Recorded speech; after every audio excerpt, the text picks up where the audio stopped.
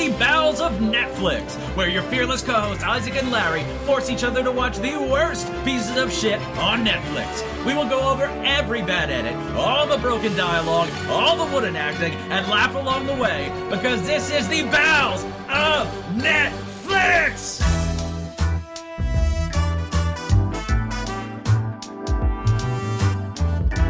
Alright, welcome to the Bowels of Netflix. I'm Isaac, and with me as always is my fearless co-host Larry. How are you doing this week, Larry? Oh, fucking A, man. This was bad. This was bad. This was bad. This was a bad one. This was a bad idea. I would feel bad for you if I didn't also suffer for exactly 1 hour, 14 minutes, and 32 seconds as well. Fucking A. Although some of my time got eaten by the credits, so I actually came out on top. Some of my time got eaten by the opening. So I probably... You did opening credits for this fucking movie? You probably... well, not much. I think there was like 2 production houses that had little opening bits. Okay. So, but it probably evened out that I ended up with slightly more. Yeah. But, I mean, you know. God damn it. God damn it. Why did we do this? Because we like to suffer. We are the Bowels of Netflix. We're 2 old friends who hate each other with a deep, deep passion, and every week one of us forces the other one to watch a terrible movie and then describe it back to them in excruciating detail. This week and next week we've kind of flipped the script a little bit because we're doing a very long, very new and famously bad already movie called The Last Days of American Crime. Larry's doing the first half of it this week. I'll be doing the second half of it next week. So, yeah, changing the format just a little bit, but it's essentially the same idea, and we each got about a movie's worth of crap. Yeah, more or less. I mean, I think the average movie we watch probably averages out at about an hour and a half. These are about an hour 15 each. Yeah, so not too far off. I think we've had some movies like Leo the Lion and Perfect Sisters, I think, came in under 90, so this isn't too far off. Yeah. But yeah, you, devoted listener, you can find us on the Facebook, on the Twitter, at, whatever, Bowels of Netflix. I'm sure there's not a whole lot of them you have to sift through to find us. No. We got a guy pooping on a movie thing. Yeah, you'll know it. You'll know movie thing. Shut up. You can email us at bowelsofnetflix@gmail.com. We'd love to hear your thoughts. We'd love to hear some bad movies you might suggest for us to watch. Or if you have any personal experiences with any of the movies we've talked about recently, you could just talk about the sad hand job you got during B-movie or whatever. I don't know. Something like that. Honestly, yeah, I'm fine with that. Just tell us whatever. Yeah. We'll talk to you about anything. We also accept hand jobs. Yeah. Sure, why not? It's been a long quarantine.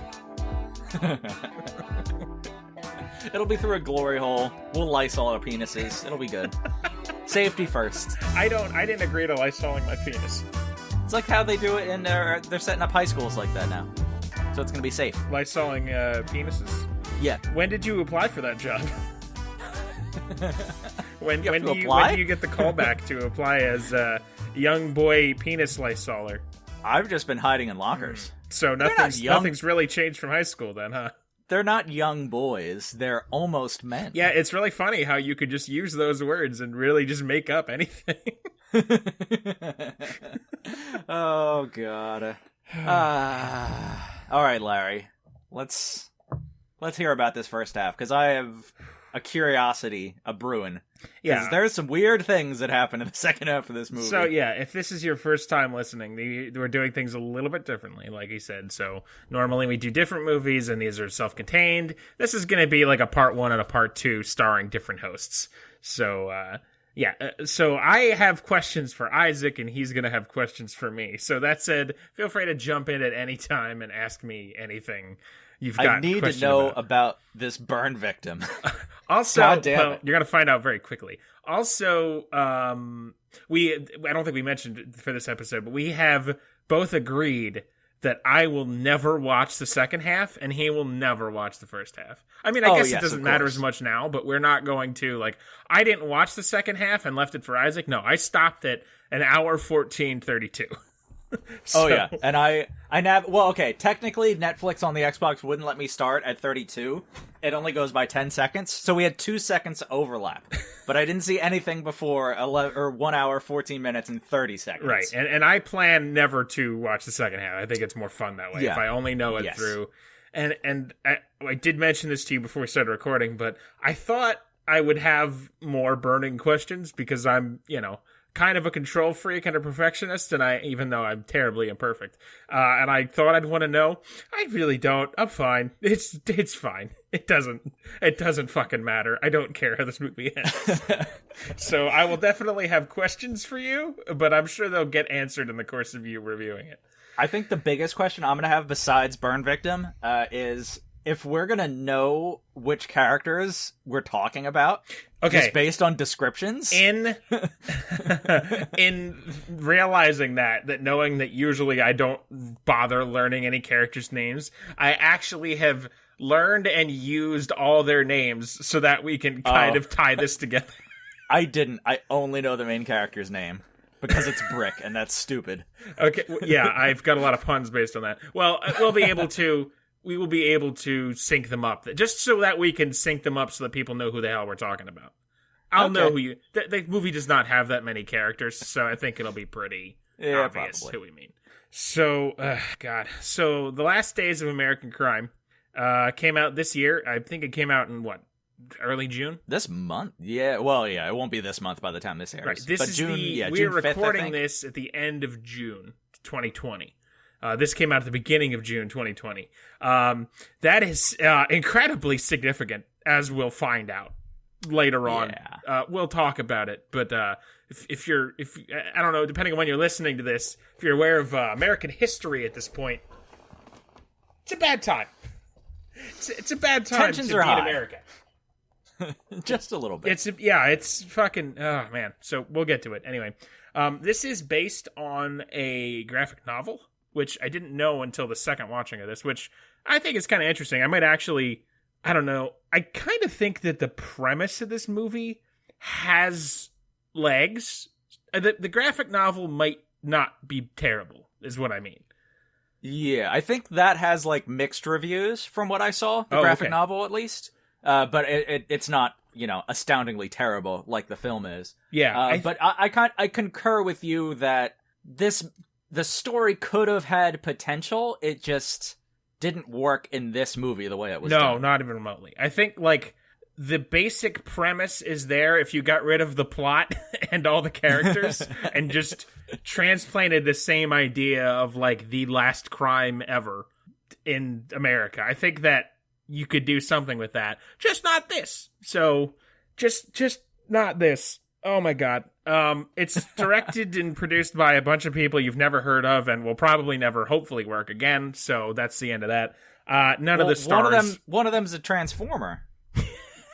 Yeah, it's directed by Oliver Megaton. Not Megatron. Oh, damn. That one letter threw me off. Yeah. Edgar Ramirez is the star. I think he has mild fame, but I don't really know him. And after this, I don't care because he's a shit actor. But yeah, nobody in it matters. Nothing about it matters. It hopefully will never be mentioned again, and will just die a slow death where it belongs. But yeah. So let's jump into it here. So welcome to our experiment in splitting movies in half, where my sanity is made up and the film doesn't matter. To start, we get a voiceover of our protagonist telling us how he went to 5 gas stations to find one selling diesel. I've never bought diesel before, so I can't confirm. He says he bought it because diesel burns much slower.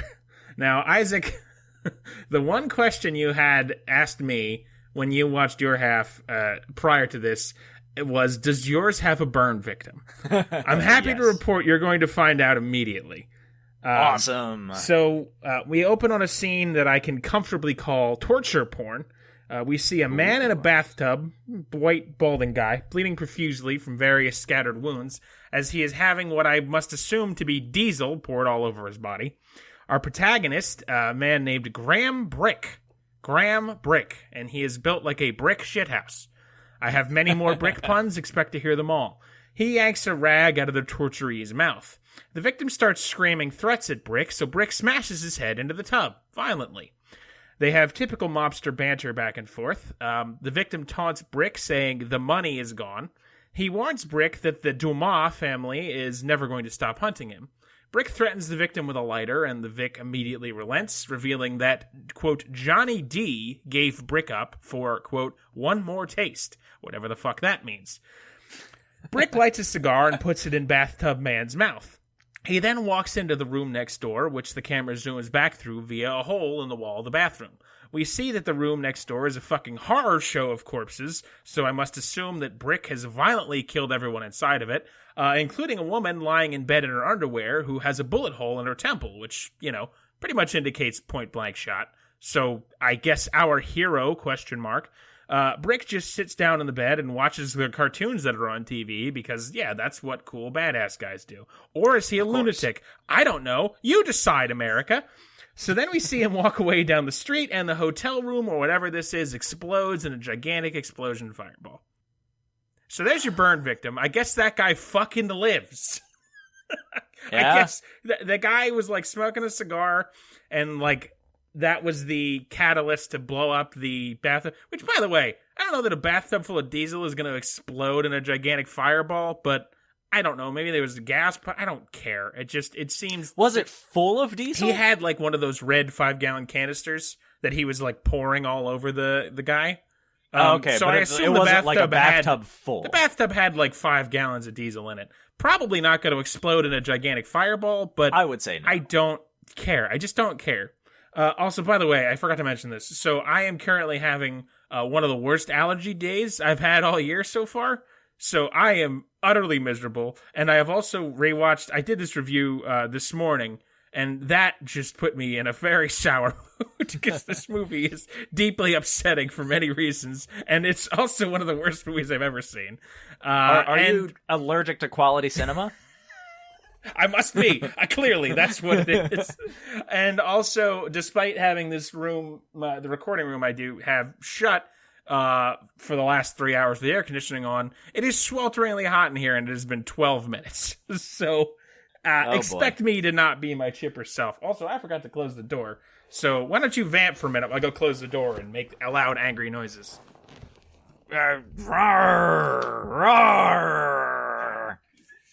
Larry has a tiny penis. I really shouldn't malign small penises. That's not really fair. All body types are welcome. I was going to let you keep going. Can we just... No, I was done with that thought. I didn't hear... much like this movie, I didn't get to hear the first part of that thought, so this is really great. I don't ever want to know what it is. When I listen to the episode, I'm going to plug my ears. All right, so... Yeah, you can expect these sort of guy walking away from explosions going forward in this movie.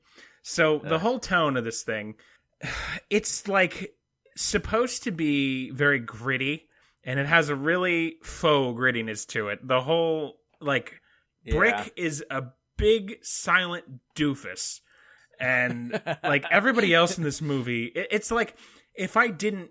Learning that this movie was based on a graphic novel does not surprise me in any way, because that seems to be, they did actually capture that sort of, energy, a graphic novel energy. If you've ever seen Watchmen, thank you, brain. If you've ever seen Watchmen, which is also based on a graphic novel, when you watch it, you can kind of tell, this is based pretty closely on a comic book, isn't it? It sort of has that feel that, things are not exactly what they seem, but this movie tries to go for some kind of gritty realism that never, ever, ever, ever comes through. Yeah. And it's really just a bunch of action movie tropes, loosely interconnected that add up to nothing. And all these characters are just cardboard cutout action movie / gangster movie characters that inhabit this weird pseudo sci-fi sort of universe, even though it's set in modern day, kind of. It's it's set in let's call it the near future, not Back to the Future 2, more of 2027. Let's say it's I think 2025. I think they show the date. Oh, are you serious? I totally missed that. Oh, well, maybe it didn't happen for me. Well, no, it just in the second half. But yeah, the fact that you brought up Watchmen is interesting. I actually haven't seen Watchmen, but the movie I thought of, and my wife watched it with me, the second half, and we were talking about it for a while. The movie that came to mind was Sin City, as that's what this was trying to do, And Sin City did a pretty good job of getting that tone where it kind of leans into it, where like you don't mind that, you know, it's ridiculous and things explode and there's too many bullets in the guns and all that stuff. Like it just feels right for that movie. This movie's a little not cartoony enough to work. Right. This movie like took it definitely acknowledges its roots as a graphic novel, but it's trying to step away and be more of a movie. And it doesn't work. Like the two different ideologies don't marry well together. Yeah, it's straddling like a middle ground, like 1 foot on either side of a creek, and your dick and balls just hanging down towards snapping turtles. Right, and those dick and balls are just getting pummeled by those fucking turtles. Yes, it never works. Sin City, for as much as I absolutely fucking despise Sin City, I truly do. I truly hate that movie. It's honestly in my top 5 worst movies I've ever seen. Wow, really? Yeah, I really... We watched it together. Don't you remember that I complained the entire time because I hated it? You complain about every movie we've ever watched together. All right, well, that's fair. But, I mean, I really... That one... God, I really hated that movie. But it does do its job very well. It leans 100% into the comic book side, which is why it's so bad. But anyway, that aside... Yeah, no, that's a very good analogy of how, like, this does not straddle the cartooniness enough. It tries to be this gritty, realistic movie that doesn't ever really do that in any way. So, we have that. So, yeah, 2025. So, as Brick walks away from the explosion, we see that he is an insert United States city name here. Because I don't fucking know. It's never stated where it is. He looks at some newspapers announcing the coming of the API signal in a few days. API stands for American Peace Initiative. We see a news broadcast where an anchor explains that the API signal, which has the pseudonym of The Cop Within, and boy howdy, we'll get to that later. Oh boy. It's a brainwave the government can send out that will physically prevent Americans from doing crimes. We'll get into it more a bit later, but that's where we get our movie title from. So basically, we're a week out from all crime in America being non-existent. So the government is going to make it so that you cannot commit crimes anymore. That explains a few things. I guess you don't get any of that, do you? I had gathered that after about an hour of watching. Like, I was able to piece enough together to figure it out. But it was very confusing at first. Yeah, I'm guessing at that point they hammered into the ground, and I mean they need to because it's the whole premise of the movie. They hammered into the ground so much, I guess they probably just make a lot of assumptions. Yeah, I again want to point out that I did offer to take the second half because that's clearly the much harder job of trying to piece together what the fuck happened in the first half of this movie. It was almost fun. It was like detective work. Yeah, fun. Is that what you'd call Last Days of American Crime? Yes. Golly, can I not wait for next week? Oh god. So okay, where are we at here? So yeah, he's in some fucking city. All right, no, that's right. Okay, so American Peace Initiative, brainwave, no more crime. So Brick is walking down a street where there's various small crimes taking place because we're still a week out from the API. It seems America, and its final gluttonous orgy of debauchery, is having the world's greatest fucking rager. We see a man smashing another man's head through a car window. There's a topless woman doing a sexy dance in a car with men tossing dollars at her. So, Isaac, I win. Various looters and shooters. So, yeah, the whole setting is this sort of, like we said, 2025, near future, crime-riddled sort. It's like... If you've ever seen any kind of cyberpunk sort of movie, you know, I hate to say Ghost in the Shell with Scarlett Johansson, whatever. But that sort of, for those of you that don't watch anime, but that's based on that sort of near cybery kind of future, like this is on its way to that type of thing. So back to it. Brick, Brick, Jesus, I can't read my own fucking writing. Brick goes up to a big bridge where he sees a line of people waiting to go through a gated fence to Canada. I have no idea where we are, like I said. I think it might be Detroit, though the bridge they're crossing definitely isn't the one in Detroit. I spent about 10 minutes looking at fucking U.S. to Canada bridges, and then wanted to blow my brains out when I realized I spent 10 minutes looking at bridges between the United States and Canada. So they probably didn't film a bridge that was actually on the border. I'll give them credit. The one they did film looks pretty close to the one in Detroit, but it's definitely not the same thing. And considering all the rampant crime in the streets and people's reaction to the thought of there being no crime, this is either near future Detroit or last Tuesday Detroit. But anyway, we're going to pretend it's Detroit. So fair enough. I concur. Detroit sounds about right. It's here that we get our narration. Oh God, the narration. Did you have narration in your half? No. Great. None. Just me. Okay. We get a woman's voice that I'm going to call rebelliously bored, describing in plain English what the audience is supposed to be thinking right now. The government is taking control of your life. You have 1 week left as a real person. Blah, blah, blah. All this is said over scenes of the homeless and downtrodden. We get one particularly lovely scene of 2 people trying to basically jump the fence to get into Canada and are brutally massacred by machine gun fire. This brings Jesus Christ. This brings up a lot of questions for me, but we'll get to that in a bit. The border between U.S. and Canada in this fucking movie is like a fence with a gate that may be like, I don't know, 15 feet high with some barbed wire around it. So the U.S.-Canada border is, for as important as it is to this movie, is like not at all impressive in any way. I don't understand it. But yeah, a bunch of people getting shot as they try to cross it. And the U.S. seems really bent on not letting people go to Canada, but I don't know why. So the American Peace Initiative is supposed to stop people from doing crimes. And I guess people don't want, people, let's call them reasonable people, don't want the government blowing signals into your brain that alter your brain chemistry. So they're trying to leave the country. And the U.S. is weirdly very anti this. I mean, okay, yeah, I'm pretty convinced that we live in an evil empire. I've just kind of accepted it. I'm talking real life us. But like, yeah, the government would absolutely love to have a thing like this, for sure. I'm sure a lot of people would. I'm sure Jeff Bezos would cream his fucking little pants if he could get his hands on something like this. But like, I mean, there's wanting control over the people, and then there's also like, well, I mean, now you're just shooting people at the border just to be a dick. Like, who cares? Yeah. This is not like bankers leaving with truckloads of money. It's like poor people just going to Canada. It's not Canadians shooting them. It's the U.S. military. Of money. Like truckloads of money, Larry. Well, I mean, it was not intentional, but it does fit, doesn't it? Oh, fuck. So that's never made sense to me. But anyway, we get our title screen and we cut to 1 year prior. So our lazy narrator describes Brick and his bank robbing crew, which you probably have no idea what the fuck I'm talking about. I want to give it to you verbatim, and I'm going to do my best impression of lazy narrator's voice to give you an idea of what I'm dealing with here. So she says, quote, 1 year ago, Brick and his crew were golden. They hit banks hard and fast, and they were damn good at it.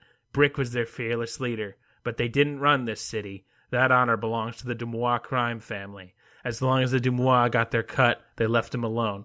So, like, see what I mean? This is the shit you gotta put up with. Wow. Like, and that was not me being funny. That was really my best estimation. I think I did pretty well, actually. The line of, they hit banks hard and fast and they were damn good at it, is so boringly predictable and just standard action fare. I can feel myself falling asleep. I can actually feel the chemicals in my brain saying, hello, Larry, we are here to make you sleep now. Like, it's the equivalent of a turkey leg. It's just so boring. It's so like, oh God. Anyway, we learn about Brick's brother, Rory. By the way, this whole scene of 1 year prior takes place in a bar. Get used to me saying takes place in a bar because that's the first half of this whole movie, pretty much. Rory's about to go to jail for a few months for something, whatever, never explained. Rory is very optimistic, but Brick is more cautious. He gives us the line, this is Brick, prison doesn't change you, it shows you who you really are.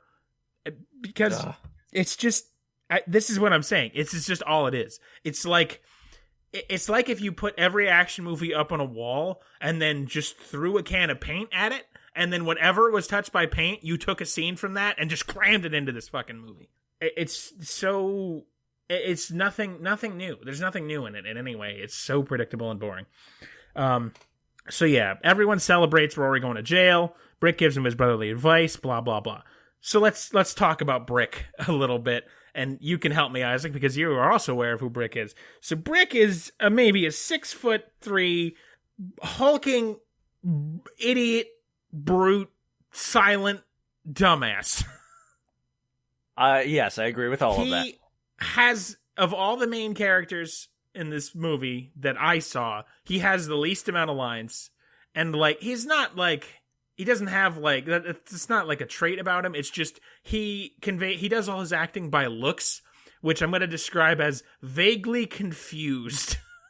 He just, like, he looks off, like, vaguely angrily confused about every scene that he's in, and he just is kind of just set dressing. I don't know if you're supposed to put yourself in his shoes.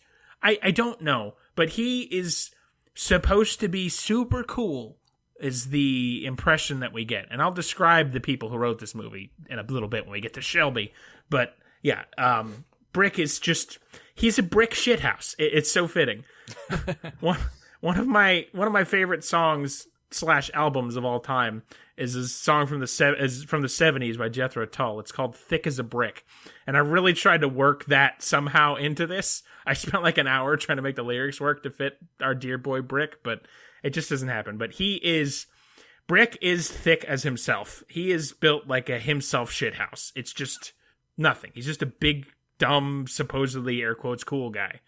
He's a beefcake, all right. So then we cut to his last bank heist. We see Brick and the crew mid-heist, which is just the most standard fare ever. There's like a guy throwing money up into the air. They're all whooping and hollering. They're wearing white masks. The lazy narrator drones onto us about how the API signal was being prepared for years secretly in government labs. And in the middle of Brick's heist, I guess the signal gets tested on them. There's like an FBI van outside. There's a bunch of computers in it. So suddenly in the middle of them robbing this bank, they pull off their masks and they're like screaming because they're becoming physically incapable of committing crime. They're like, we get like a loud ringing noise in their heads and they're all like bugging out basically. So while this is happening and they're freaking out, one of the guards manages to shoot one of the crew who shoots back in response. And the Brick crew grabs the money and their fallen comrade and escape. Later in an underpass, they find out that guy he died, and a man comes out of the shadows demanding his cut of the money. So I have to guess that he's one of this Demois crew that runs the town. I'll find out later that I'm right. But anyway, he starts like screaming in Brick's face, "Where's my fucking money? Give me the money! You owe me money!" And then the camera, like, he's trying to play him off like he's this crazy, intimidating psychopath.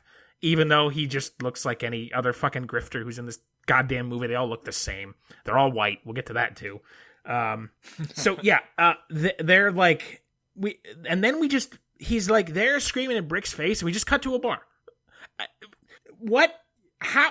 So it gets no resolution. So then while we cut to the bar, the narrator says that Brick lied and said they didn't get the money and actually hid the $7 million so that he could escape to Canada.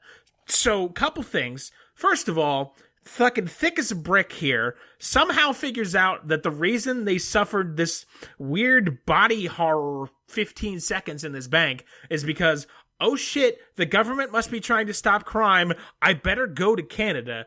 And is correct. Yeah. But then they just cut away from this, what's supposed to be a really tense scene with this crazy guy who, as we're going to see later, keeps up this persona of being a crazy guy. He just like convinces him to go away. It doesn't make any sense. He just says, "Oh, we didn't get any money. Too bad." And the guy leaves. Yeah. And then the guy's like, "Oh, hey, okay, Brick, I'll see you in fucking 1 hour movie time." But so like Brick's got this $7 million, right? That he's convinced nobody he doesn't have. Whatever. So we're at a bar post this heist, of course, because it's a fucking bar. Brick's goons bring in a bunch of money, but Brick shows them a letter he has received stating that Rory has killed himself in prison. R.I.P. Rory, who was on screen for 2 minutes. Brick reacts with his usual slightly confused large man's stupor, and the narrator suddenly drags us back to the present, where we were reminded of the opening scene where Brick learned that Johnny D has sold him out and stolen the $7 million. So now we bring it all together. Brick can't go to Canada to escape the API signal because his money is gone. This is very weirdly disjointed, this whole thing. So we start with the present, and then we cut to the past to cut back to the present, which is going to continue the storyline that happened in the past. Oh, okay. So back in the present. Hold on, we'll get to it in a minute, but that's where we're at. We're back in the present right now. So we see a pair of goons with a sniper rifle trained on Brick's trailer. I know it's Brick's trailer from later, but they don't really explain it. It's just these goons with a sniper rifle saying, where is he? Where is he? And then Brick comes behind him and kills them both by shooting them. It's very violent. And then we see we see a guy in a truck who we recognize as one of Brick's goons from earlier on in the fucking 5 minutes ago in the bank heist. Brick pulls him out of the truck. They have like 2 lines of dialogue, and then Brick kills him. I guess that's Johnny D. So, yeah, that's the end of that storyline. That whole self-contained story of Brick gets the money, Brick loses the money, Brick gets revenge, takes place in the first 14 minutes of this movie. It's entirely self-contained. But none of that shit matters anymore. At least for my half. I don't know if it comes up for Isaac's half. For the rest of my half, none of that matters. All we need to know is about the API, because that's the whole focus of the movie, and about the Demois family exists. That is it. Oh, and Rory's dead. Really, they did this whole scene to, the guy getting burned up. I guess that's to make Brick a badass. But that's it. It's just done. It's like, no, he did it. He got his revenge, and now he needs money again. Why? Why'd you waste 14 minutes of my time on this? I'm not sure if it matters, honestly. I don't think it does, because it's like... Burn Victim comes back, but I don't know basically who you're describing besides Brick. I don't... Exactly. None of them matter. You watched the second half of the movie, and I know you didn't remember any of the names or anything, but everyone I've described, except for the crazy psychopath-seeming guy and Brick, are dead at this point. They're all dead. Well, Burn Victim's not dead. Oh, as far as I'm concerned, Burn Victim's dead. Oh, he comes back, baby. Oh, my God. So, yeah, there will be a reckoning with the Demois family, but, spoiler, doesn't really involve Brick. He's there, and you know what he does? He stands there like a slack-jawed moron, which is all he is. So, we cut to another place. Isaac, where did we cut to? Canada? A different bar, thank you. A different bar, yes. Brick banters with the bartender before spying a man in the back dressed like a 1980s pimp. Thankfully, this particular pimp is not Marlon Wayans. Fuck you, Isaac. The bartender describes him as, quote, our own personal Dr. Kevorkian. Now, for those of you who don't know, Dr. Kevorkian was a doctor in Europe? Question mark? No, I think he was U.S. Was it the U.S.? Seattle. Okay. He was a doctor who was performing assisted suicides, which I believe is still currently illegal in our country. Yes. But anyway, he became a legend for that. You know, he'd help people kill themselves. Dr. Death was his nickname. Right. Also the nickname of a wrestler. Very strange. So to make a long story short, Brick goes to this guy and asks him for something, quote, bad and fast, which... Boy, if that doesn't just describe it, if half of that doesn't describe this movie. Describes lovemaking with my wife. How is your wife? Oh, God. I don't even know. She tried to scoot off, but, yeah. She never gets far. Fucking Jesus Christ, your poor lovely wife. So yeah, bad and fast. There's stupid banter here, but Pimp Vorkian sells him some high-end Soviet super suicide pills. But then he says to Brick, please tell me this isn't for your own use. You were just described as Kevorkian. Why bother saying a fucking line like that if your whole bit... Because there's like, before Brick gets there, there's like these 2 mid-20s girls who like sadly buy something from him and then like sadly walk off. They're going to kill themselves. So why? So are the pills red? Yes, the pills are red. Do they come up again for No. you? Oh, no. They're suicide pills? Yeah. What? That doesn't make sense. That doesn't make any sense. Oh boy, that's That doesn't interesting. make any sense at all. That's Oh my God. Oh my God. No, So, yeah. no. I am so angry. Okay. So Brick never explicitly says, I'm going to use them to kill myself. He says, I need something bad and fast. Now, let's recall, at this point in the movie, basically everybody Brick knows is dead. So I'm telling you, just wait. Oh God. It's because the scene was dumb already, but now it's infuriating. Whatever happens in your half, Isaac, this is how he gets the red pills. Pimp Kevorkian. Sorry. Who, by the way, never comes up back again. So Brick is back in the bar or at a different bar. I don't know. All I know is that if it's happening in this movie, it's in a bar. And in walks Shelby in a red dress. She's a skinny, attractive white girl. By the way, reasonably sure this movie has like 3 black people in it. If there were any more, I don't recall them. Certainly none of the major, and even most of the minor characters are anything but white. I believe Brick is Latino, but honestly, I can really only tell that through his accent. So hang tight. We're going to talk about the tone deafness of this movie because it is loud and fucking clear, but let's give it a little longer. I have a specific scene in mind.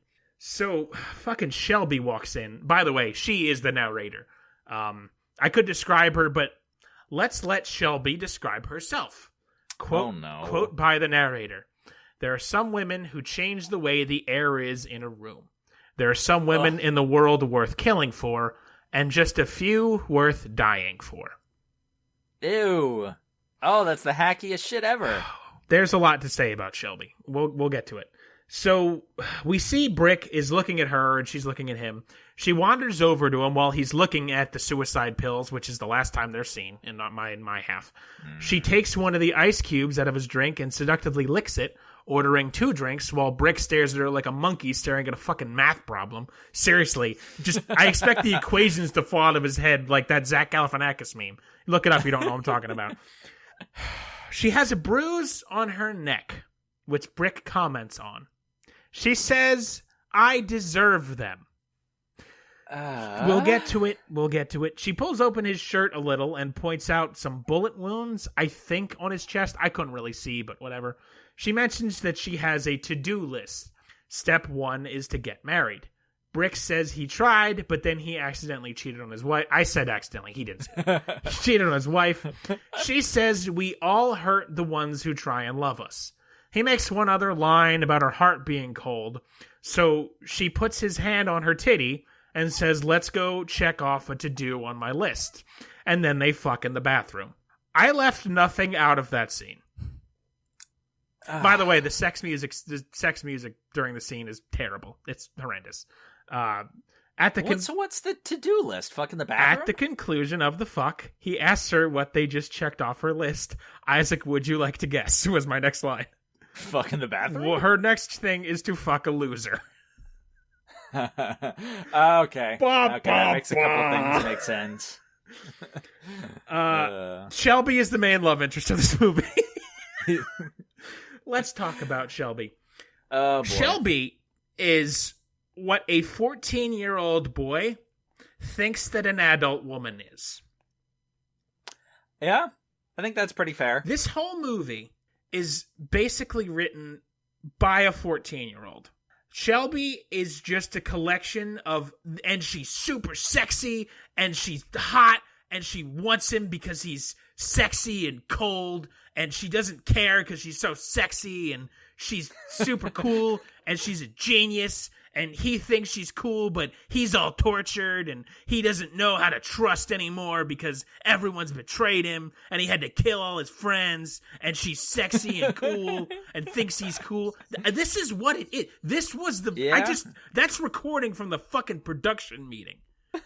Shelby is just a collection of cum that a 14-year-old boy came out of his penis thinking that this is what a cool woman does. She sees a cool guy, which I definitely am. I'm super cool, just like Graham Brick, and just is like, I better fuck this guy right now, because I don't want to miss out on that fucking dick. My neighbors must be very confused, and I'm very sorry. These quotes are amazing. I can't wait to use them against you. Go ahead. I have so many to use against you that you just give me. You just hand to me on a platter. You said something about cum coming out of a 14-year-old boy dick. Yeah, that's what this movie is. I think my wife brought it up, but we ended up, because she wears whatever the fuck her name is, lady. Jessup? Julie. What? Johnson? The character? Yeah. Shelby. Right. I was close. Anyway, she's basically Great Value Trinity from The Matrix. Ooh, you know what? I have not seen The Matrix in a very long time, but that sounds correct to me. Yeah. She wears a dress. She's very pale, hackery, leathery vibe. Dark hair. Yeah, we'll get into her. We'll get into that later. But yeah, that's a very good point. Thank you, Kate. I should have said her name. Should I? Better cut this out. No, I'll just change her name. Okay. Don't worry. I'll get a new tag for the collar. Yeah, and I'm the one who's giving you lines. Yeah, there we go. So, fuck. Back in the bar, because they're still in the bathroom post-fuck. Back in the same bar, there's a guy looking for Brick. He's sort of a greasy, longer hair type of guy. We'll get a little more into that in a bit. We see Brick come in and immediately put a gun to his head. The guy's head, not his own head. Greasy guy is super calm about the whole situation. We get a painfully too long scene here where Greasy explains what he's doing here. The long and short of it is this. Greasy, whose name is Kevin, by the way, explains to Brick that he knew Rory in jail and Rory did not kill himself. For those of us who have too much saliva in their mouths, by the way, which is me when I get agitated, which is basically all the time, which is, if I'm alive, I'm agitated. It's very hard to say the name of Rory, so I'm glad this is pretty much one of the last times it ever comes up. He wants to give Brick the opportunity for revenge against the people who actually killed Rory, because the suicide was not real. So Kevin, unfortunately, I hate to say this, is the best part of this movie, which is still saying very little.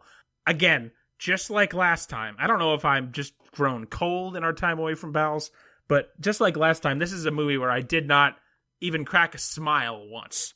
But that said, Kevin is the best part of this movie. He's sort of like, he's kind of like, he's got the, I'm going to call it Jack Sparrow energy, where he's sort of like, kind of go with the flow type of character. He can crack a joke that's part of his regular rambling that is at least more entertaining than the rest of it. You know, like when he's getting dangled over the edge of a building later, he's like yelling about, no, my suit, my Armani suit, stuff like that. Like it's at least more interesting and entertaining than the rest of this fucking white toast with nothing on it movie. But yeah, so we'll find out more about him later too. By the way, Shelby comes in and stands in front of Kevin, in between Kevin and the gun, because she is Kevin's fiancée. So so Shelby and Brick share a long look. A look of deep meaning and connection? I don't know, because they met for 2 minutes and then fucked in a bathroom. Because he's a loser? But he's not a loser. Okay. Isaac, he's Graham Brick, and he's the coolest fucking thing ever, and he makes my dick so hard! Again, this is the writer talking. Kevin and Shelby take Brick to the loft, which is every crime movie loft crammed into one. It's just in a shitty warehouse. There's a landmine at the door, which I am positive will be blowing someone up in Isaac's portion of the movie. And he has the Mona Lisa hanging over his bed. Now, I'm not sure if it's supposed to be the real Mona Lisa. I don't think it is, but I also do think that it is. I have no fucking idea, and I don't care. It's not a plot point, but it naggled my head the entire rest of the movie. Like, I couldn't get it out of my brain. Like, is it supposed to imply that he stole the Mona Lisa because it's this, it's 2025 and the world's breaking down until America steps in and fixes it? I don't know. Yeah, by the way, the truck they drive is this silver Hummer that looks like it was just made out of sheet metal, and it is the ugliest vehicle I've ever seen. It is just an ugly piece of garbage. I know it's the start of your movie, if I'm not mistaken. So I think it shows up for a hot second and then never comes back again because they have a different truck later. It's weird. They drive it a lot in the first half. It doesn't matter. It's just ugly. It's just so ugly. And I know somebody in the writer's room or director thought it was the coolest thing in the world, and I hate it. All right. So Kevin starts to tell Brick the plan he has for revenge. He pulls out a blueprint and points to a spot saying, "See this? That's the money factory." Yes, he calls it the fucking money factory. No. In fact, it's called the money factory this entire movie. No. Now, correct me if I'm wrong, America, but somehow money factory does not seem like the right term. I want to say mint, but I don't actually know if the Mint is only in Washington, D.C., or if the other places that print money are called the Mint. Whatever, doesn't matter. No, there's mints. There's one in Philly. Okay, great. It struck me as exceptionally fucking weird that they only call it the Money Factory, which sounds like the name of a comedy club. So anyway, the Money Factory is a fairly short distance from Canada. It's in this same near future Detroit city they're in, whatever. I don't think it's supposed to be a real city.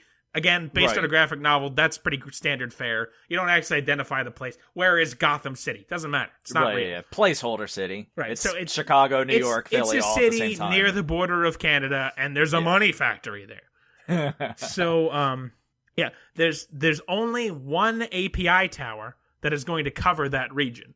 So what that means is they'll be able to steal the money from the money tower, and let me back up. If the tower was offline, they'd be able to steal money from the money factory and hightail it to Canada where they aren't affected by the API. Now, you might be asking, why does the API not affect Canadians? The API actually measures your freedom level. It measures it in units of bald eagles. So they actually check your bald eagle level, which is your level of Americanness. And Canadians are immune because Canadians are measured in moose levels. So obviously this doesn't matter. Clearly I'm making this up, but honestly... I wasn't sure of that.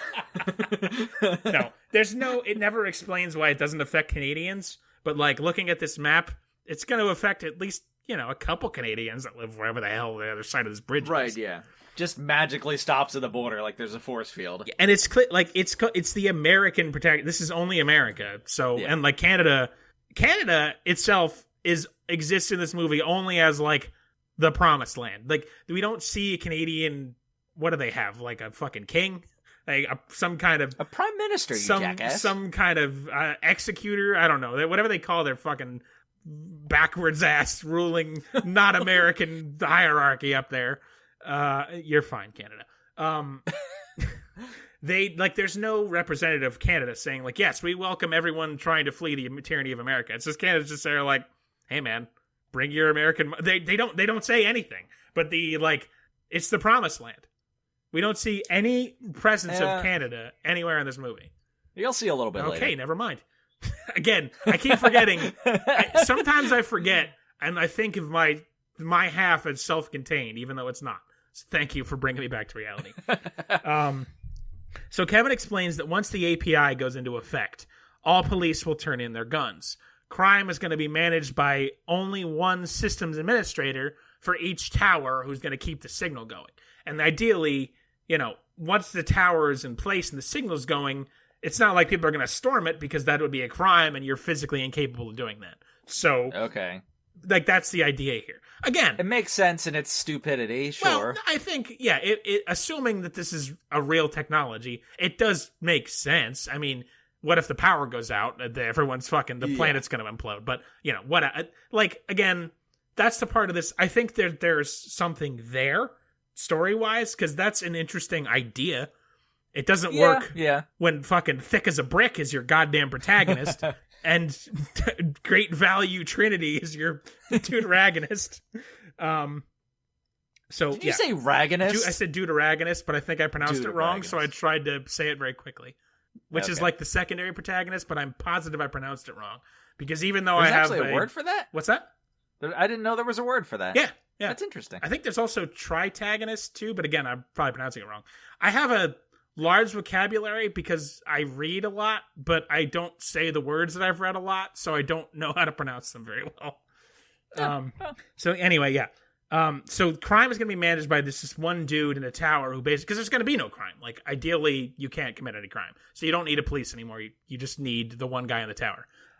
Shelby implies that she convinced / banged the administrator of the tower, who gives her some kind of MacGuffin device that will, I guess, delay the launch of that particular tower for another 30 minutes, basically. So they're going to have a 30-minute window where there's still going to be crime in the area between Canada and the Money Factory. Again, can't believe I'm saying those words, but it's Money Factory. Okay. Only in the entire movie. So the plan is A, steal the money from the Money Factory. B, turn on the MacGuffin to make the tower not work for 30 minutes, I think. never clearly explained. And C, cross the military border where we've seen people frequently shot by guns, the military border where the military is, cross that into Canada where they'll be able to keep and spend their ill-gotten gains. Because another part of the American money they'll be able to spend in Canada. Yeah, I don't think Canada really cares. There's a conversion rate, but I think Canada's that is the plan, and apparently, according to them, that plan is going to work. Like, I think that is the thing people are doing in this universe. Yeah, okay. So one of the things the API, one of the important parts is the API will also prevent you from spending stolen money because that's a crime. So all this money, like, they'll be physically incapable of spending it. Like, you know, and they're like, what they're doing, there's like a news broadcast. I don't remember if I even wrote it down. There's like a news broadcast saying the government is buying like hedge fund managers' stolen money at like a lesser rate to bring back money into the economy while still, you know, giving people an incentive to turn in, like, you know, stolen million, you get maybe 70,000 out of it. I think that's probably a vaguely clever idea they took from the comic book. Yeah. Doubting the fucking 14-year-old writers actually came up with this. But again, I'm a little bit enamored with the concept, just nothing else about it. So yeah, Kevin outlines this plan. Brick Shithouse seems unfazed and goes to leave, but Kevin pulls him back with more details about his brother. So here's the story with Rory. So this is where it's going to get tough. So Kevin and Rory were in jail together. In that time, they both volunteered to be guinea pigs for the API program for basically extra prison benefits, you know, more food, more yard time, blah, blah, blah. During one of these tests, Rory just like falls over. And then 4 police officers proceed to beat him to death with billy clubs. So, currently, let's talk about what's happening in America and a little bit about George Floyd. Currently, it's June, 27th of 2020? Yes. So on May 25th of 2020, so last month, about this time, George Floyd, and I'll go through this in case this, you know, listening to this years down the line, you may not know or remember, or who knows, whatever. George Floyd, who was a black man, was suspected by a clerk of some store of giving a fake $20 bill, and he was accosted by 4 police officers, one of whom proceeded to kneel on his neck for 8 minutes and 46 seconds, and he died in the street. And it was all caught on camera. I have not watched the entire video because I can't. I've watched most of it, but I can't watch it without becoming almost ill. It's horrific. Yep, it's horrifying. Yeah, if you're not aware of it, if you haven't tried to watch it, I'm going to encourage you to do that. It's one of the most horrifying things you'll ever see. It's just a man killing another man who's begging for his life while 3 other men watch. And then, I don't remember all the details exactly. I don't have a whole timeline. It's very chaotic right now. I mean, it happened a month ago. I didn't want to turn this into, you know, race in American history, but I did want to talk about it a little bit. But they were not arrested, the 4 men, immediately. They have been arrested since, and I believe they're at least the murderer is being charged for murder. I'm not sure about the other 3. They might be. I don't know. And that's obviously a horrifying crime that is far too common in our country, which I used to think was great, but now I'm not so sure. And it's indicative of systematic racism in our society. That very much so. It's a horrifying thing to happen. And a lot of people are guilty of not only perpetrating it, but just turning a blind eye to it happening. So the death of George Floyd spawned a lot of protests / riots, depending on who you ask. And the Black Lives Matter movement has since exploded in popularity and prominence since then. A lot of people are divided on the issue. Our current political party in charge of this country and the insane lunatic who is at the head of that, I don't think he's smart enough to be considered a lunatic, has made this into a terribly political issue and whatever. Anyway, so without getting too much into that or our beliefs even, I think you can tell that we're rational people and what we believe in. Anyway, so not to make this into a political screed or anything, I don't want to turn our silly podcast where we yell at movies as two white guys into anything other than what it is, which is nonsense for our basically own amusement. But it's an important turning point in American history, I think. And this movie came out a week after that happened. Yes, it did. This movie is about an emerging police state. I'm going to say it's a little bit tone deaf. Timing was unfortunate. Now, the timing was unfortunate. That said, it was a choice to put this out. Yes, it's a Netflix original and was released on Netflix. So it's not, and we're also in the middle of the coronavirus pandemic. So nothing's released in theaters anyway. Right. So it's not like it's got this big release that they can't change or stop. No, this is a Netflix original. On Netflix. Netflix they knew this released to no fanfare. And they usually, when there's something coming out on Netflix that's new, a Netflix original, like, as soon as you open Netflix, bam, it's there. It's like a dick pic in your face. It's just right there. Like, you can't escape it. This came out to no fanfare. They were like, here it is.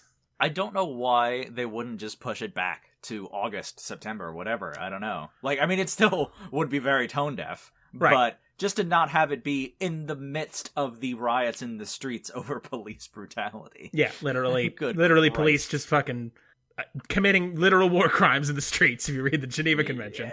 Like that. So these two things, this movie being a pile of shit and it being completely tone deaf, are not necessarily linked, but it does fit in together pretty nicely that on top of it being totally tone deaf, it's the worst. So, like, those two things are not necessarily just combined. It just so happens that on top of it being bad, it's unbelievable to come out when it came out. So, a little bit. So, that's really all I wanted to say about it. For me, I don't know if you have more to add now or later at your part. I don't know what you're going to come up against. But this was the part where watching them beat his brother to death. You know, none of this movie is really any kind of racially charged, but which is obviously the core of the George Floyd, everything around George Floyd. But it's just very much like this is not what anyone wants to see right now. No. Especially taped to this money grab. It's a money grab. But all Netflix is money grabs. Right, yeah. It's one thing, because it's a stupid, goofy action movie. Right. It's Steven Seagal, Sylvester Stallone type action movie, but trashier. If this starred Steven Seagal, it would be of no shock to me whatsoever. Yeah. But, like, obviously you have a scene with police brutality in a movie that takes it seriously, but police brutality in this movie, it's just like a means to an end. It's just like telling this stupid story. Yeah, his brother is murdered by the police purely to give him motivation to do a job he was already good at anyway, because he was already a bank robber. Like, it's so just thrown in there. Like, oh yeah, and they beat this guy to death for tripping. That was his crime, is fucking being burned out on API drug brainwaves, tripped, and they beat him to death. Yeah, it'd be one thing if they had this scene to make some kind of social commentary regarding that sort of thing. No, but absolutely not. Yeah, that's just not what they do. No, and it's like, this movie, in a world where people are, in America, let me correct that, in America right now, where people are trying for, I'm not going to say the first time, but for the first time in a concerted effort in a very long time to make significant changes to the way things are, it's like, go fuck yourself with this shit, you know? Like, you are not the platform to make an action movie off the backs of that. So, anyway, that's all I had to say about that, really. But that is one of the big reasons why this movie got the attention. That's what brought it to our attention, basically, because it has a 0 on Rotten Tomatoes. Probably because of it. Not only is it a pile of shit, starring a man with all the fucking acting talent of a piece of drywall, but it's also incredibly insensitive and tone deaf. So yeah, and a lot of the reviews mention like this movie would be awful normally, but now it's just it's icing on the cake of what the fuck is this? Right. So anyway, that's I think I have a couple more points where it's very obvious that I'll mention, but I don't really want to take it any farther than that. I apologize if that's not what you wanted to hear in our usual comedy nonsense, but I feel like it's very important to bring up now. Yes, and indeed. Especially considering that's what brought it to our attention. Like, why is this movie. What is so bad about this movie? And this is a big reason why, because it's... Ugh. Anyway, back to the movie. Fucking, I don't know how. Brick hears the story about Rory getting murdered and storms off anyway without agreeing to help Kevin and Shelby commit the crime. So we cut to the most confusing storyline in this whole movie, which I don't get resolution to, but I mean, again, I'm only watching half, so I can understand that at least. In a movie that's so ugly and disjointed, this whole weird storyline just makes it even worse. We see a group of cops who are in their station discussing what will happen now that they will no longer be necessary. The sergeant tells them that Washington, D.C. is now taking over police duties from some special task force. The police will be able to sign up for an implant that makes them immune to the API, even though they won't be police anymore. So why should they get an implant that makes them immune to the API? Yeah, what? I don't know if that means they're going to join the DC task force. I don't know if they get a free pass to do whatever they want, but yeah, in preference to my previous rant, tone deaf. Yeah, a little bit. We see nerdy cop not attending the briefing we see a nerdy cop who is not attending the briefing is at what is the equivalent of a reception desk. This police station is like a weird underground affair made of like old subway tunnels. I don't know. It's like the weirdest building I've ever seen. They're like, it's dark and it looks like a subway tunnel. I don't understand it. I don't know. It doesn't really matter. They keep showing it. I keep not understanding. So nerdy cop, who is named Sawyer, is met by a woman bleeding from the head who comes up to him and looks confused. Sawyer runs into the briefing and mentions to the sergeant that there's a banged up woman there. He totally ignores Sawyer because who cares anymore? The police aren't going to matter in 2 days. So Sawyer goes back to his desk to find the woman rummaging through the desk. He tries to reason with her when a junkie with a gun comes up behind him. They struggle for a minute while the junkie demands drugs before Sawyer wrestles the gun away from him, puts the gun under his chin during the struggle, and shoots the guy in the brain. I think it's supposed to be an accident, but like the way they do the wrestling is very poorly pantomimed in that it looks like he's moving the gun to the guy's chin to shoot him, and then he shoots him. So Sawyer looks suitably horrified as he's covered in blood. The Sarge comes over demanding answers and then just like sends Sawyer home without paperwork or anything, I guess, because... Yep, that's what you do, cops. It's so uncomfortable because, God, it could be real. I don't even know. I hate it. I hate this. It's... Yeah. I don't want to see this. Yeah, you see what I mean? You see how uncomfortable... I mean, it's unconscionable that it happens in real life already, but just given what right now, like, seriously... Last days of American crime. Go fuck yourself. Fuck yourself. So, back to Brick Shithouse. He's talking to Rory's ashes and seems torn on what to do. I can only tell he seems torn on what to do from the somber Johnny Cash-esque music in the background, because it's certainly not from his fucking acting. Next scene, we see him using a comically large camera taking pictures of the Money Factory, casing the joint. I swear to God, they say Money Factory like 9 times. They just only refer to it as the Money Factory. I'm so angry. Next scene from that, he's doing like the thing with the red lines between pictures on a map, and I guess he's into the crime now. I don't know. We hear a news broadcast saying that the API can be broken if you get brain damage. And I just fucking know somehow that's going to come up in your portion, and I cannot wait to hear how they break it.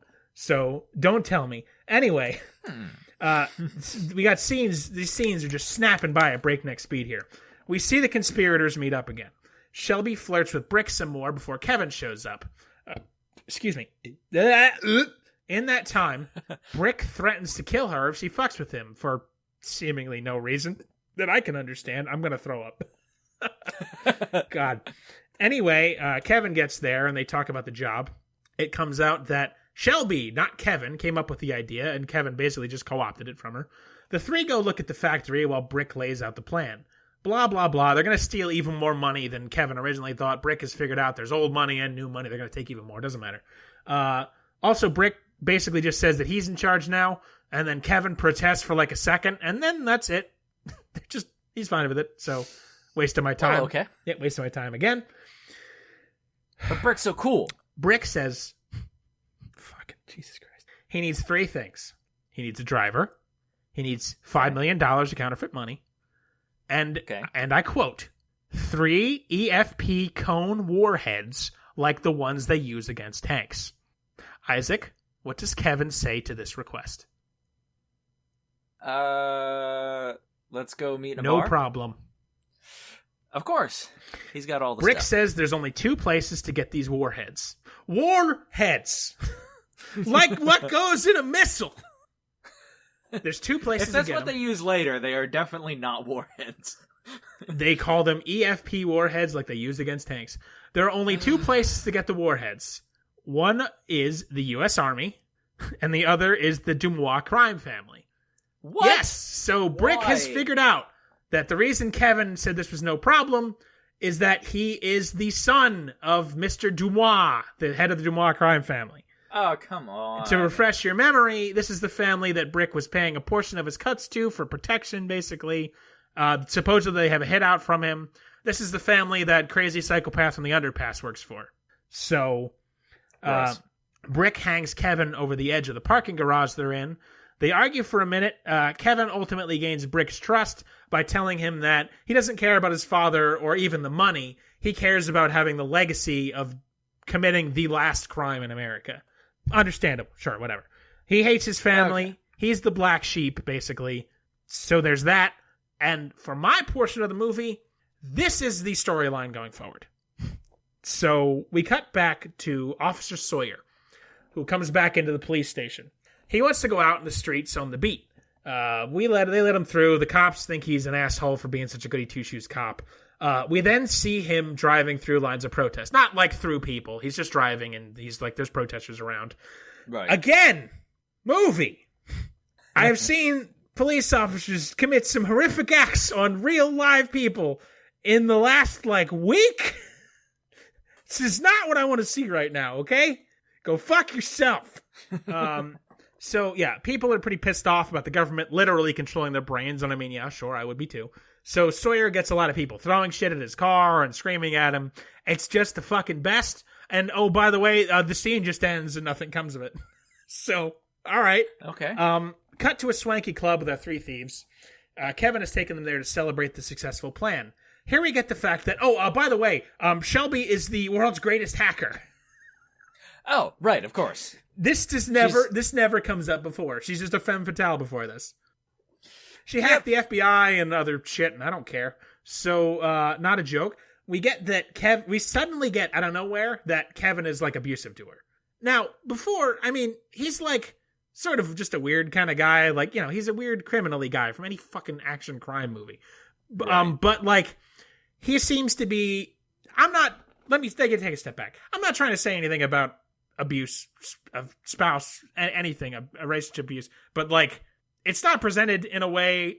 I don't want to dig myself a hole here, but it just comes out of nowhere. And for a movie, that's bad. It's not just all it's of done a sudden very casually. Yeah, all of a sudden, she says something kind of snarky, which she's been saying the whole movie, and he's found delightful. She's snarky. Again, she is a collection of what a 14-year-old thinks a sexy woman is. So she's sort of snarky and damaged, and she's been snarky this whole movie. But suddenly, she says something that offends him, and he's an asshole to her. And then that's the rest of the movie. She's he's such an asshole. But before, they seemed pretty fine, and it's just it's such a 180 switch that it's very jarring of okay, so clearly they're trying to free her up for Brick to be the main squeeze, but you're not trying to say the writers are lazy, are you? I'm going to say you could have tried. Anything? Try writing a word, maybe 2, maybe even 3. So yeah, Kevin mentions that he once felt the API signal. Once, despite the fact that he was supposedly a guinea pig in prison and allegedly felt it multiple times. Not sure if terrible writing or Kevin's supposed to be tricking Brick. I don't know. And frankly, I don't care. So while Kevin is describing the story of what the API does to you, we see Shelby is looking over at Brick at the bar. She's getting them drinks. She's looking all sad and distressed because her boyfriend is abusive. And again, not saying anything about that, but just could you be any more ham-fisted? I literally saw a ham come out of the television and punch me in the face. So back at the police station, we get a scene ripped directly from our own fucking headlines in America right now. Sawyer is watching TV. this will be the last time I talk about it, but oh god, it's just so much.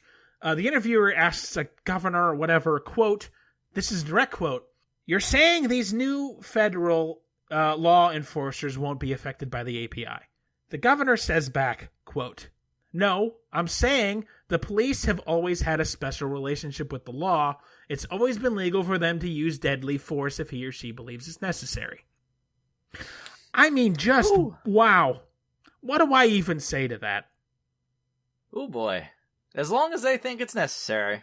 That's the only qualification you need to kill a person. Well, it turns out that might be fucking true, isn't it? Kinda. Wow. I don't need an independent body to, whatever. No, yeah. Adjudicate that sort of thing. So that's it. I'm done. I'm done with the fucking that stuff, but god damn it. Yeah. You see what I'm talking about. So pretty rough. Fucking A. Yeah, it's hard to watch. So Sawyer signs up now to get this fucking blocker implant to be part of the special task force, I guess. Just randomly. We'll get to Sawyer later. So anyway, Brick leaves to go home to his trailer and Shelby is there. She says 2 innocuous lines and then they just fuck again. Just, this poor actress got topless for this movie and I genuinely pity her for it. I wonder what you got paid. Not enough. Not enough. And she's not a great actress either, so that's not saying much. Anyway, after the fuck, she mentions how she slingshotted from abusive relationship to abusive relationship. All started when she was getting beaten by her stepdad. Again, assume this movie was written by a 15-year-old, and Shelby is a collection of what 15-year-olds think that women are. She's even saying stupid platitudes ripped straight off of Tumblr that sound great, but are actually meaningless when you think about them for more than a second. I love those. So next scene, we have Brick negotiating with a guy who's going to be the driver on the job. I'm not going to dwell on it because in my half, it doesn't really come up again. But he is here, and I'm sure he's going to be in your half, so whatever. Brick goes into the money factory where he meets a government suit. I think this might be the guy who ends up controlling the tower, but it's not made explicitly clear. Like, because they say the guy's name at some point earlier on. And I think that Brick has like one of the pictures hanging up is of that guy and it's him, but I'm not, so this may not. Is he a little older or yeah, is he's he like younger... maybe early 50s white guy kind of. Okay. Yeah, he comes up later. I'm pretty sure he runs the tower. Okay, yeah, that's what I thought, but it's not really made explicitly clear, but I think I extrapolated it just from the pictures and whatnot. So Brick negotiates with this guy who's totally disdainful of Brick. So here's where things get a little fuzzy. So Brick is doing this negotiation scene, right? He basically says he's got $5 million in the trunk of his car that he is going to trade this guy to, like the money exchange program I talked about. So the government's going to buy back. But the government was trying to buy back like white collar crime money. Excuse me. So they offer Brick $350,000 for his $5 million. And then the guy holds out his hand and the scene changes. And the scene changes to Shelby at Brick's trailer with a counterfeit money-making machine. I'm not even going to go into it. Okay. And we get like 2 minutes of techno babble while she explains the proper way to counterfeit money. So I don't know if these scenes are intentionally out of order because Brick asked earlier for the fake $5 million and said he had it in the trunk of his car to the tower guy and that he was going to trade it. But when he gets back, she's making the counterfeit money. So I don't know if he made the deal for the $350K. And the only reason I'm dwelling on it is because I don't know if that's going to matter to the heist later. Yes. Okay. That does come up later. They don't I don't know if he makes the deal or not. So I don't know if that matters. But I guess he does. But yeah, he must. Okay. Then why shoot these scenes out of order? It doesn't matter. It doesn't reveal or change anything. Flip the two scenes. Idiots. I don't know why he has to say he has the money in the trunk of his car then. He has to go through like a military checkpoint, that's all. But he doesn't give him the money then, right? I don't know, Isaac. Does right, he? Yeah, okay. Hey, he does the guy... much later in a completely different scene. Okay, then the scenes are in the right order. So he goes to the suit guy. Again, stop cutting away from the important parts of scenes, you piece of shit. So he goes to the guy, I guess, according to you, what happens later. He goes to the tower guy. The tower guy's like, I'll give you $350K for your $5 million, and then holds out his hand. And then I guess Brick is like, yeah, I'll be back later in the movie. I don't fucking know. Yeah, pretty much. It's so stupid. They must I'll be back later under the cover of darkness. But he said he has the money in his car, but in the next scene, fucking Shelby is printing the goddamn money. Then why do it this way? It's bad, dumb, and I hate it. Oh, my neighbors are going to kill me. We cut to Shelby, who is going to the Canadian border of her own free will. She's taken inside basically a prison bus where she proceeds to be beaten up by a government agent. We have a black agent and a white agent here. The black agent seems to be in charge while the white agent seems to be the muscle. I'm guessing they're important later, but this is their only scene in my half, so I'm just bringing them up basically for you to talk about later. It turns out that Shelby is informing on the crime, informing on Kevin and now Brick. She seems more inclined to protect Brick than Kevin. The cops have found out she is fucking Brick, and then it gets exceptionally unsettling when both cops imply that they're going to rape her since she is putting out for the other two gentlemen. It's so fucking gross. I mean, yeah, I'm sure that happens in real life, but again, just can we not right now? Please. Hawaii just recently, within the last couple of years, had to pass a law that said police officers are not legally allowed to have sex with prostitutes before they arrest them for being prostitutes. They had to make that a law just recently. Our country's been broken forever, hasn't it? A little bit. All right, great. A little bit. So you may want to know, I'm not even going to anymore. You may want to know why Shelby is helping the feds. Turns out they have her younger sister in some kind of custody.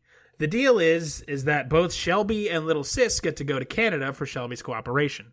Or maybe it's just the sister. I'm not exactly sure, but I think it's both of them.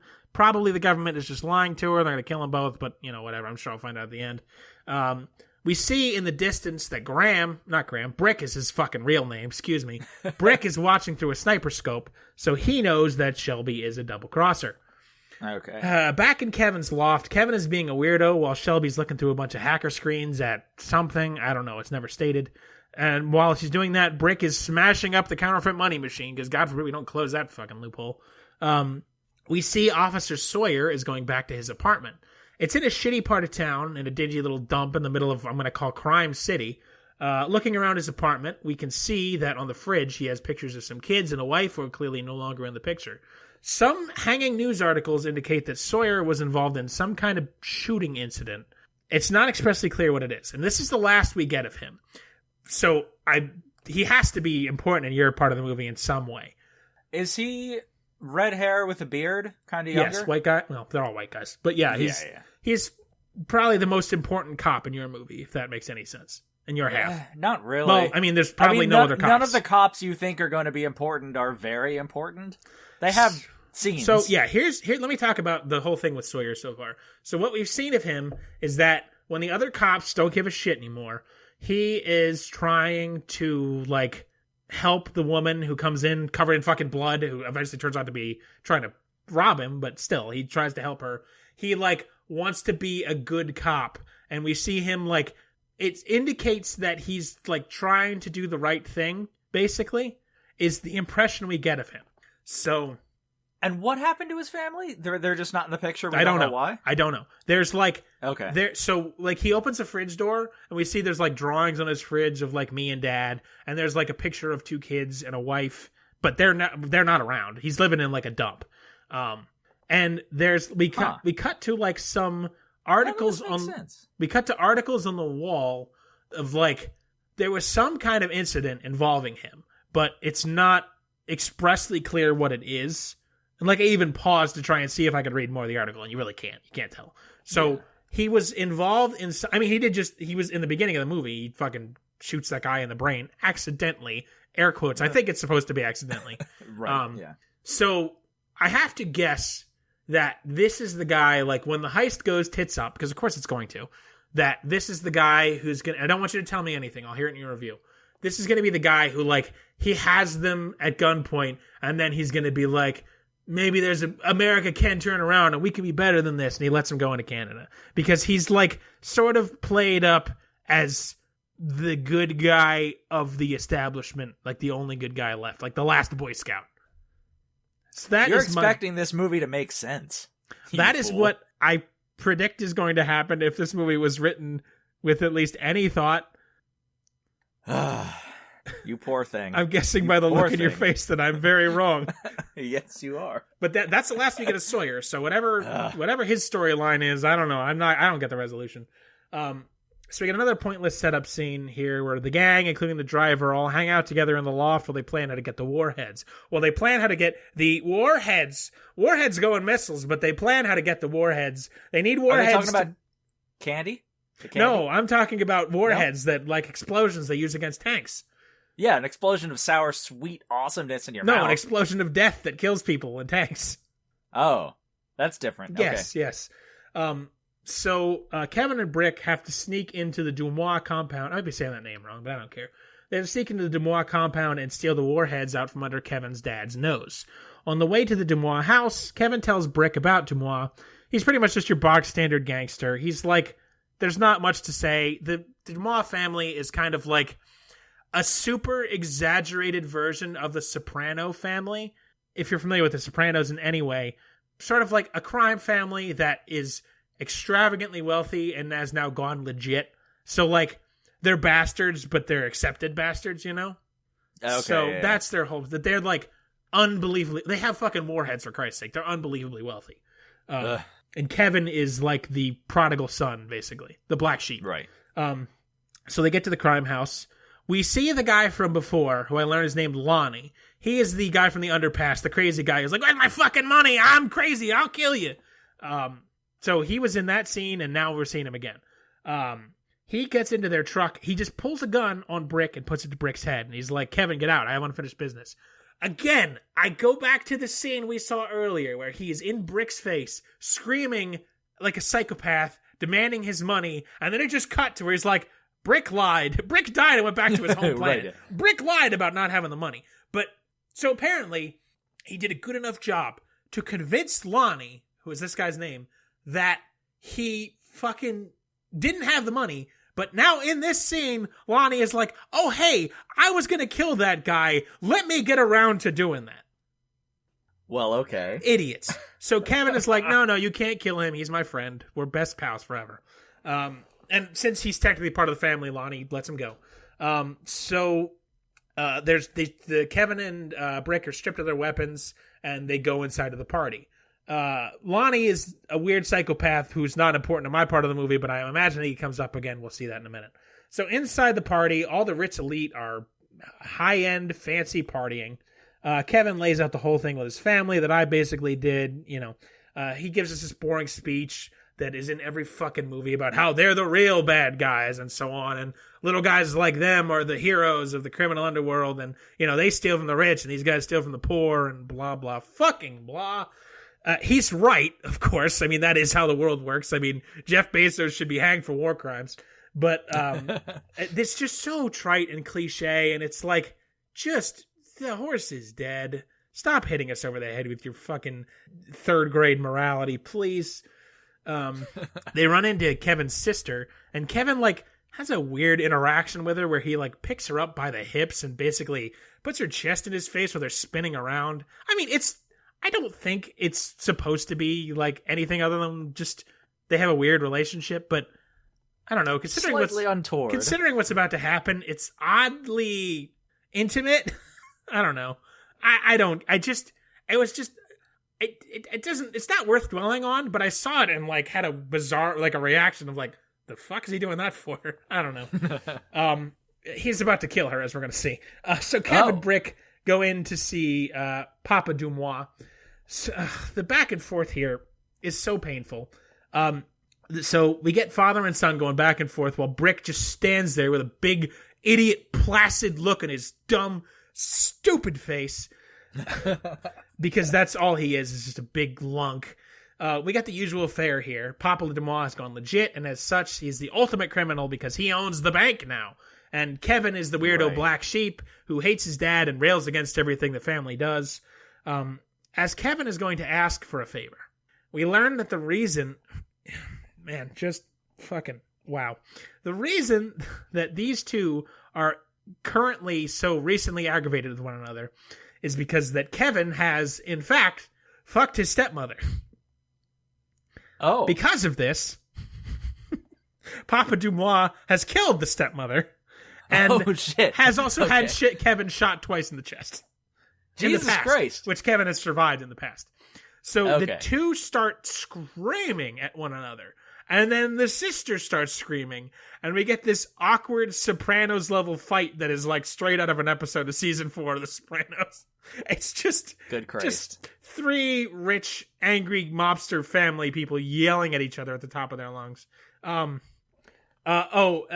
yeah, apparently Papa Dumois also killed Kev's mother, his first wife, which is just like something they say in passing, I guess. So then Papa shoots Kev, who at the same time as Papa shooting him, he pulls an axe off the wall out of a Native American exhibit and throws it into his Papa's brain.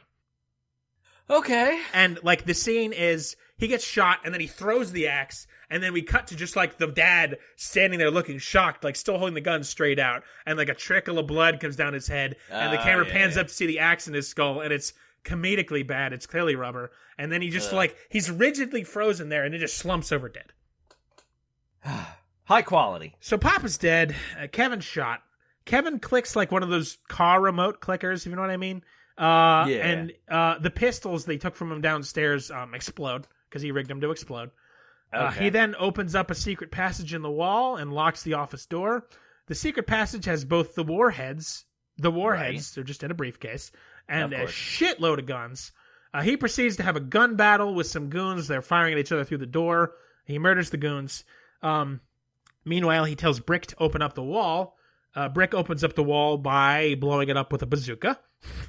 Of course. The two escape through the hole in the wall. As they leave, Kevin is shot yet again, this time by his sister, who he then shoots in the sternum, and she dies. Right. Kills his whole family. Okay. And in the office, we see Lonnie the goon finding the scene and screaming in rage. And then Brick and Kevin escape in the ugly Hummer. And really, in almost perfect fashion, that's it. That's my half of the movie. Yeah. That is what we got. So that whole storyline with Dumois crime family basically wraps itself up in the nice little 20-minute scene. Yeah, there's a little bit that comes after, but that is over fairly quickly. So that's interesting. Well, God. Okay. I at least some things are clearer for the second half now. I'm sure as you're going through it, there'll be things I can help clear up as well. You know, we'll be able to link things up a little better. I feel like just your baseline assumption, and not saying anything against you, just saying something about this movie, is you expect things to make sense to some degree. I do. I mean, you know, we rail against movies. I scream and shout about movies all the time, but ultimately, like, usually the plot points are at least vaguely wrapped up in some kind of sense. If you, like, squint, you can see the sense. Yeah. And you're telling me I'm a fool to expect these things.